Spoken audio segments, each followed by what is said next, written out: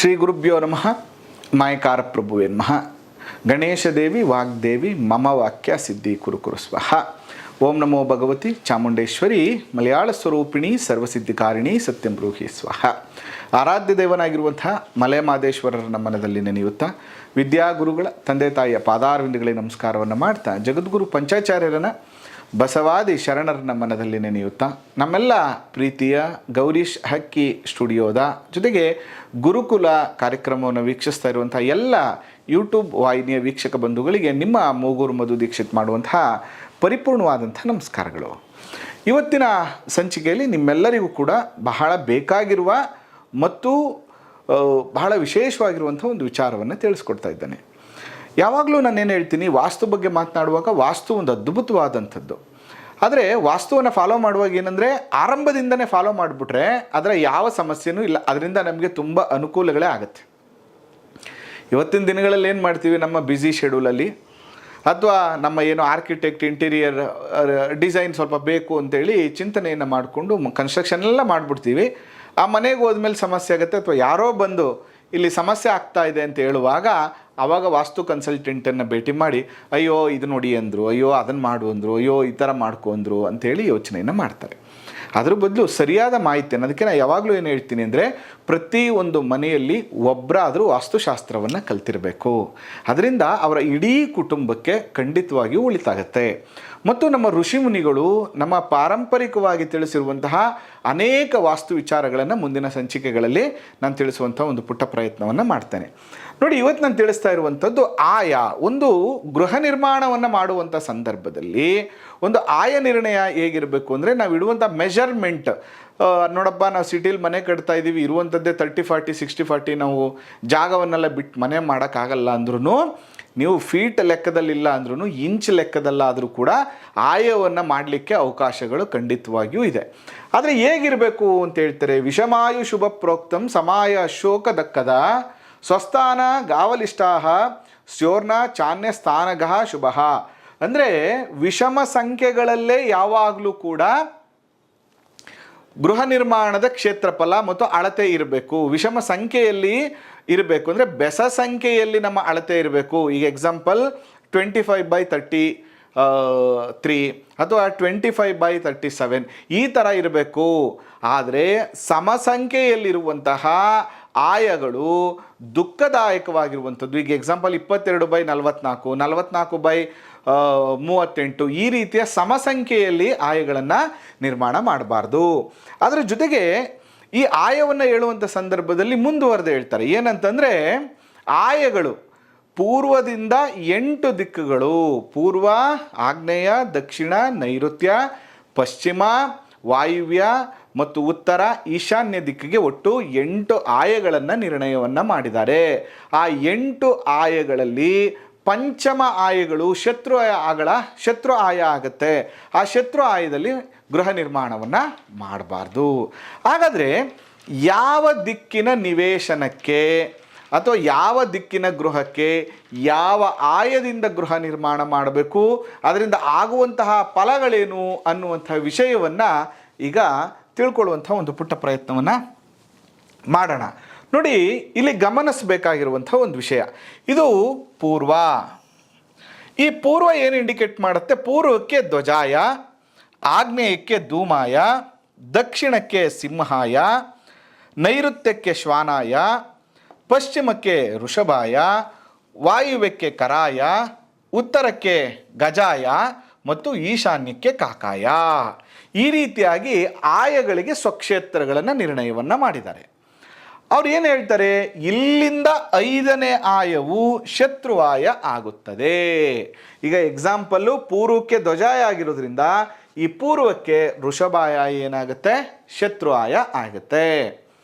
ಅದೇ ಪಶ್ಚಿಮಕ್ಕೆ ಇಲ್ಲಿ ವೃಷಭಾಯ ಇರೋದ್ರಿಂದ ಈ ಪಶ್ಚಿಮಾಭಿಮುಖವಾಗಿ ಗೃಹ ನಿರ್ಮಾಣ ಮಾಡುವಂಥವ್ರು ಅಥವಾ ಪಶ್ಚಿಮಕ್ಕೆ ಬಾಗಿಲಿಡುವಂಥವ್ರಿಗೆ ಧ್ವಜಾಯ ಅಶುಭ ಫಲವನ್ನು ಕೊಡ್ತದೆ. ಅದೇ ರೀತಿಯಾಗಿ ಉತ್ತರಕ್ಕೆ ಗಜಾಯ ತುಂಬ ಒಳ್ಳೆಯದು, ಆದರೆ ಉತ್ತರಕ್ಕೆ ಸಿಂಹಾಯ ಶತ್ರುವಾಯ ಆಗುತ್ತೆ. ದಕ್ಷಿಣಕ್ಕೆ ಸಿಂಹಾಯ ಸ್ವಕ್ಷೇತ್ರ ಶುಭ ಫಲವನ್ನು ಕೊಟ್ಟರೆ ನೀವು ದಕ್ಷಿಣಾಭಿಮುಖವಾಗಿ ನಿರ್ಮಾಣ ಮಾಡುವಂಥದ್ದಕ್ಕೆ ಗಜಾಯದಲ್ಲಿ ನಿರ್ಮಾಣ ಮಾಡಬಾರ್ದು. ಅಂದರೆ ಧ್ವಜಾಯ ಸಿಂಹಾಯ ಋಷಭಾಯ ಗಜಾಯ ಶುಭ ಫಲಗಳನ್ನು ಕೊಡ್ತವೆ. ಇದು ಯಾವಾಗಲೂ ಬೆಸ ಸಂಖ್ಯೆಗಳಲ್ಲಿ ನಾವು ಆಯಗಳನ್ನು ನಿರ್ಣಯ ಮಾಡುವಂಥ ಸಂದರ್ಭದಲ್ಲಿ ಅದು ಈ ಶುಭ ಆಯಗಳು ಬರುತ್ತೆ. ಅಕಸ್ಮಾತ್ ನಾವು ಸಮ ಸಂಖ್ಯೆಗಳಲ್ಲಿ ಏನಾದರೂ ಮೆಜರ್ಮೆಂಟನ್ನು ಮಾಡಿದ್ರೆ ಕಾಕಾಯ ಧೂಮ್ರಾಯ ಶ್ವಾನಾಯ ಕರಾಯ ಬರುತ್ತೆ, ಅದು ಅಶುಭ ಫಲವನ್ನು ಕೊಡುತ್ತೆ.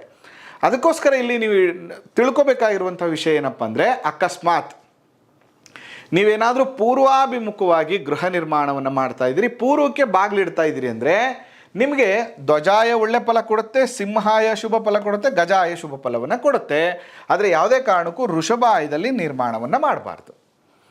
ಅಕಸ್ಮಾತ್ ದಕ್ಷಿಣಾಭಿಮುಖವಾಗಿ ನೀವು ಮುಖ್ಯದ್ವಾರ ಇಡ್ತಾ ಇದ್ದೀರಿ ಅಂದರೆ ಸಿಂಹಾಯ ಧ್ವಜಾಯ ಮತ್ತು ಋಷಭಾಯ ಶುಭ ಫಲ ಕೊಡುತ್ತೆ, ಗಜಾಯ ಶುಭ ಫಲವನ್ನು ಕೊಡೋದಿಲ್ಲ. ಅದೇ ಥರ ನೀವು ಪಶ್ಚಿಮಾಭಿಮುಖವಾಗಿ ಏನಾದರೂ ಗೃಹ ನಿರ್ಮಾಣ ಮಾಡ್ತಾ ಇದ್ದೀರಿ, ಮುಖ್ಯದ್ವಾರನ ನಿರ್ಣಯ ಮಾಡ್ತಾ ಇದ್ದೀರಿ ಅಂದರೆ ಗಜಾಯ ಸಿಂಹಾಯ ಋಷಭಾಯ ಶುಭ ಫಲವನ್ನು ಕೊಡುತ್ತೆ, ಧ್ವಜಾಯ ಅಶುಭ ಫಲವನ್ನು ಕೊಡುತ್ತೆ. ಅಕಸ್ಮಾತ್ ನೀವು ಉತ್ತರಾಭಿಮುಖವಾಗಿ ಮುಖ್ಯದ್ವಾರವನ್ನು ನಿರ್ಣಯ ಮಾಡ್ತಾ ಇದ್ದೀರಿ ಅಂತಂದರೆ ನಿಮಗೆ ಗಜಾಯ ಋಷಭಾಯ ಧ್ವಜಾಯ ಶುಭ ಫಲವನ್ನು ಕೊಡುತ್ತೆ, ಸಿಂಹಾಯ ಅಶುಭ ಫಲವನ್ನು ಕೊಡ್ತದೆ. ಈ ರೀತಿಯಾಗಿ ಗೃಹ ನಿರ್ಮಾಣವನ್ನು ಮಾಡಬೇಕು. ಅದರ ಜೊತೆಗೆ ಯಾವುದೇ ದಿಕ್ಕಲ್ಲಿ ನಿರ್ಮಾಣ ಮಾಡುವಂಥ ಸಂದರ್ಭದಲ್ಲಿ ಇನ್ನೊಂದು ಎಚ್ಚರಿಕೆ ಏನು ತಗೋಬೇಕಂದ್ರೆ, ನಿಮ್ಮ ಮನೆ ಋಷಭಾಯದಲ್ಲಿರುವಂಥ ಸಂದರ್ಭದಲ್ಲಿ ನಿಮ್ಮ ದೇವರ ಮನೆ ಯಾವುದೇ ಕಾರಣಕ್ಕೂ ಸಿಂಹಾಯದಲ್ಲಿರಬಾರ್ದು. ಅಕಸ್ಮಾತ್ ನಿಮ್ಮ ಮನೆ ಏನಾದರೂ ಸಿಂಹಾಯದಲ್ಲಿದ್ದರೆ ಯಾವುದೇ ಕಾರಣಕ್ಕೂ ನಿಮ್ಮ ದೇವರ ಮನೆಯನ್ನು ಋಷಭಾಯದಲ್ಲಿ ನಿರ್ಮಾಣವನ್ನು ಮಾಡ್ಕೋಬಾರ್ದು. ಮಾಡ್ಕೊಳ್ಳೋದ್ರಿಂದ ಅವೆರಡು ಶತ್ರುಗಳಾಗಿರೋದ್ರಿಂದ ಅನೇಕ ರೀತಿಯ ತೊಂದರೆಗಳನ್ನು ನೀವು ಅನುಭವಿಸಬೇಕಾಗ್ತದೆ. ನೋಡಿ, ಇಲ್ಲಿ ಫಲವನ್ನು ನೋಡುವಂಥ ಸಂದರ್ಭದಲ್ಲಿ ಧ್ವಜಾಯ ಪೂರ್ವ ದಿಕ್ಕಿಗೆ ಶುಭ ಫಲವನ್ನು ಕೊಟ್ಟರೆ ಋಷಭಾಯ ಅಶುಭ ಫಲವನ್ನು ಕೊಡ್ತದೆ.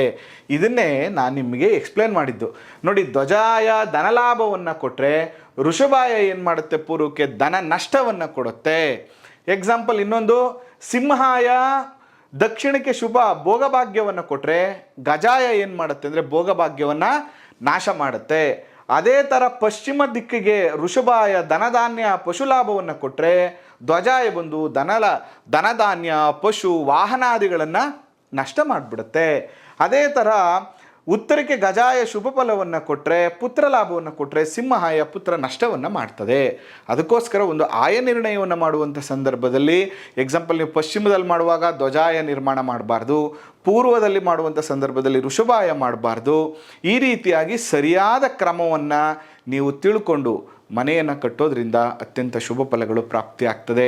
ಅದಕ್ಕೆ ಎಲ್ಲ ವೀಕ್ಷಕ ಬಂಧುಗಳನ್ನು ಹೇಳುವಂಥದ್ದು, ವಾಸ್ತು ಅನ್ನುವಂಥದ್ದು ಬಹಳ ಮುಖ್ಯ. ಒಬ್ಬರು ನೀವೇ ವಾಸ್ತು ತಜ್ಞರಾಗಬೇಡಿ ದಯವಿಟ್ಟು. ಫಸ್ಟು ಒಂದು ಕಲ್ತ್ಕೊಳ್ಳಿ ತುಂಬ ಚೆನ್ನಾಗಿ, ಇಲ್ಲ ಒಬ್ಬರು ಒಳ್ಳೆ ವಾಸ್ತು ಎಕ್ಸ್ಪರ್ಟ್ ಜೊತೆ ಡಿಸ್ಕಸ್ ಮಾಡಿ. ಒಂದು 4 ಸರಿ 5 ಸರಿ ನೀವು ಗೃಹ ನಿರ್ಮಾಣ ಮಾಡುವಾಗ ನಿಮ್ಮ ಪ್ಲ್ಯಾನನ್ನು ಹರಿದಾಕಿ, ಯಾವ ನಷ್ಟವೂ ಇಲ್ಲ. ಆದರೆ ಒನ್ಸ್ ನೀವು ಮನೆಯನ್ನು ಗೃಹ ನಿರ್ಮಾಣ ಮಾಡಿದ್ಮೇಲೆ ಕನ್ಸಲ್ಟೇಷನ್ಗೆ ಕರಿತೀರಿ ಅಂದರೆ ಅದು ಅಥವಾ ಕನ್ಸ್ಟ್ರಕ್ಷನ್ ಶುರುವಾಗಿ ನಡೀತಾ ಇರುವಾಗ ಕರೆದ್ರೂ ಕೂಡ ಡೆಮಾಲಿಷ್ ಮಾಡು, ಮತ್ತು ಕೆಲಸ ಸರಿಯಾಗಿ ಆಗ್ತಿಲ್ಲ, ಲೇಟ್ ಆಗ್ತಾ ಇದೆ, ಖರ್ಚು ಜಾಸ್ತಿ ಆಯಿತು, ಈ ಥರದ್ದಾಗುತ್ತೆ. ಅದಕ್ಕೋಸ್ಕರ ಒಂದು ತುಂಬ ವೈಜ್ಞಾನಿಕ ಚಿಂತನೆಯಿಂದ ನಮ್ಮ ಋಷಿಮುನಿಗಳು ಇದನ್ನೆಲ್ಲ ತಿಳಿಸ್ಕೊಂಡಿರುವಂಥದ್ದು. ಒಂದು ಒಳ್ಳೆಯ ಮೆಜರ್ಮೆಂಟಿಂದ ಮನೆಯನ್ನು ಕಟ್ಟಿದ್ರೆ ಆ ಮನೆಗೆ ಹೋದ್ಮೇಲೆ 100% ಅಭಿವೃದ್ಧಿಯನ್ನು ಕಾಣ್ಬೋದು. ಅದಕ್ಕಾಗಿ ಇಲ್ಲಿ ಯಾವ್ಯಾವ ದಿಕ್ಕಿಗೆ ಯಾವ್ಯಾವುದು ಆಯ ಒಳ್ಳೆಯದು, ಯಾವುದು ಶತ್ರು ಆಯ ಆಗುತ್ತೆ, ಹೇಗೆ ಒಂದು ಗೃಹ ನಿರ್ಮಾಣ ಮಾಡುವಾಗ ಆಯ ನಿರ್ಮಾಣ ಮಾಡಬೇಕು, ಆಯ ನಿರ್ಣಯ ಮಾಡಬೇಕು ಅನ್ನುವಂಥ ವಿಚಾರವನ್ನು ಈ ಸಂಚಿಕೆಯಲ್ಲಿ ನೀವು ತಿಳ್ಕೊಂಡಿದ್ದೀರಾ. ಮುಂದಿನ ಸಂಚಿಕೆಯಲ್ಲಿ ಇನ್ನೊಂದು ವಾಸ್ತು ವಿಚಾರಗಳ ಜೊತೆ ನಿಮ್ಮ ಜೊತೆ ಭೇಟಿ ಮಾಡ್ತೀನಿ. ನಿಮಗೂ ಏನಾದರೂ ಜ್ಯೋತಿಷ್ಯವನ್ನು, ವಾಸ್ತುಶಾಸ್ತ್ರವನ್ನು, ಪ್ರಶ್ನೆಶಾಸ್ತ್ರವನ್ನು ಶಾಸ್ತ್ರಬದ್ಧವಾಗಿ ಕಲಿಬೇಕು, ಅಥವಾ ನಿಮ್ಮ ಗೃಹ ನಿರ್ಮಾಣದ ಅಥವಾ ನಿಮ್ಮ ಗೃಹದ ವಾಸ್ತು ಪ್ಲ್ಯಾನ್ ಕರೆಕ್ಷನ್ ಮಾಡಬೇಕು ಅಂದರೆ ಖಂಡಿತವಾಗಿಯೂ ಭೇಟಿ ಮಾಡಿ ಅಂತ ಹೇಳ್ತಾ, ಇನ್ನೂ ಹೆಚ್ಚಿನ ವಿಡಿಯೋಗಳನ್ನು ತಿಳ್ಕೋಬೇಕು ಅಂದರೆ ಶೇರ್ ಮಾಡಿ, ಸಬ್ಸ್ಕ್ರೈಬ್ ಆಗಿ ಮತ್ತು ಸಪೋರ್ಟ್ ಮಾಡಿ. ಆ ಮಲೆ ಮಹದೇಶ್ವರನ ಅನುಗ್ರಹ ಸದಾ ನಿಮ್ಮ ಮೇಲಿರಲಿ. ನಮಸ್ಕಾರ.